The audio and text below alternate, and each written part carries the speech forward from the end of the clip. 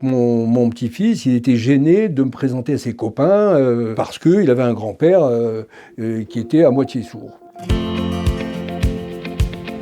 Bonjour à toutes et à tous et bienvenue dans ce numéro du Monde des Seniors, le format où l'on passe à la loupe tous les sujets qui concernent les grands-parents d'aujourd'hui. Cette fois-ci, on s'intéresse à l'audition. En France, ce sont près de 65% des personnes âgées de plus de 65 ans qui déclarent subir une perte auditive. Pourtant, se faire appareiller peut encore être une chose intimidante et il peut souvent se passer plusieurs années entre l'apparition des premiers symptômes d'une perte auditive et un appareillage. Pour comprendre comment inverser cette tendance, nous avons poussé la porte d'un centre Amplifon afin d'y rencontrer une audioprothésiste.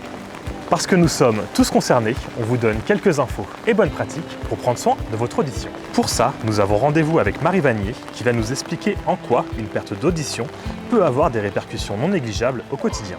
Alors, je m'appelle Marie, j'ai 36 ans, ça fait 11 ans que je suis audioprothésiste et 6 ans que je suis chez Amplifon. Qu'est-ce qu'un audioprothésiste ? Alors, notre profession est souvent assimilée à celle du kiné.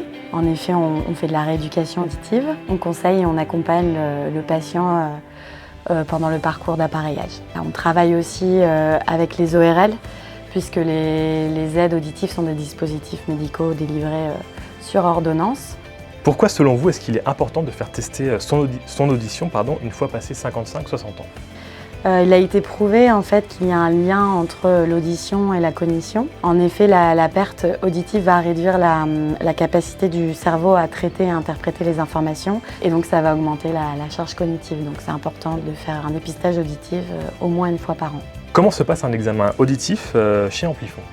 Alors chez Amplifon, on a un protocole spécifique qu'on adapte à chaque patient et donc on va tester l'audition dans le calme et dans le bruit et après on peut pousser plus loin pour les patients acouphéniques par exemple. On a aussi des tests bien spécifiques. Donc c'est indolore, on met un casque, on demande au patient de lever la main dès qu'il entend et après on lui demande de répéter des mots.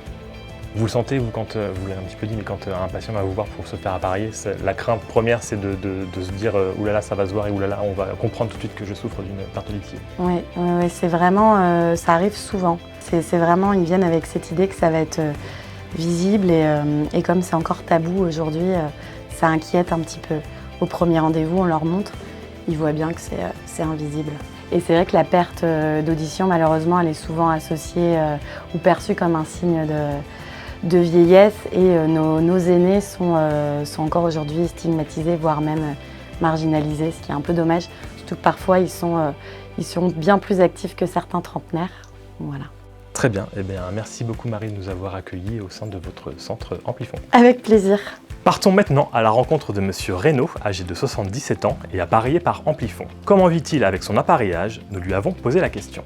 Alors je m'appelle Jean-Daniel Reynaud, j'ai 77 ans, je suis retraité et disons que ce que j'ai fait de mieux ces dernières années, c'était de m'occuper assidûment de mon petit-fils avec lequel j'ai d'excellentes relations. Est-ce que je peux vous demander depuis combien de temps est-ce que vous êtes appareillé ? Appareillé depuis une quinzaine d'années. La perte de l'ouïe, à laquelle on ne pense pas du tout, c'est une véritable catastrophe. Ça vous sort du champ social. Donc j'ai vécu ça de manière assez rude. Comment est-ce que vous l'avez compris, vous, que vous souffriez d'une baisse auditive ? Ça c'est très simple, c'est à partir du moment où vous ne comprenez plus très bien ce que les gens vous racontent. J'ai été pris en main par Marie, donc, et qui m'a très bien conseillé, et qui m'a tiré d'affaire. Parce que du jour au lendemain, je suis passé, c'était de la nuit au jour. Hein. C'est comme si une petite étoile venait se poser devant vous. Ça m'a fait un effet extraordinaire. Quand on vous a dit, monsieur, il va falloir, pour mieux entendre, porter des appareils, qu'est-ce que vous avez ressenti à ce moment-là ? De l'espoir et des doutes. Mais j'y suis allé et j'ai constaté que c'était beaucoup plus efficace que je l'imaginais. Donc je m'en suis réjoui. Vous savez désormais tout, ou presque, sur la perte auditive. Au moindre doute, n'attendez pas pour faire vérifier votre audition. Vos oreilles sont précieuses. Merci de nous avoir suivis, à bientôt.